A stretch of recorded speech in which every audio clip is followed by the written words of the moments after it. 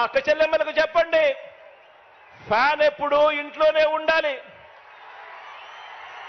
Fan ఎప్పుడు ఇంట్లోనే ఉండాలి. సైకిల్ ఎప్పుడు బయటే ఉండాలి.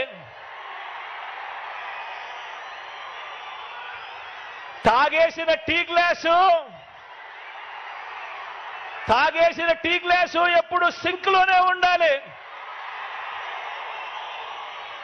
ఆ అక్క చెల్లెమ్మలకు మీరంతా కూడా ప్రతి ఒక్కరికి కూడా అర్థమయ్యేలా చెప్పండి.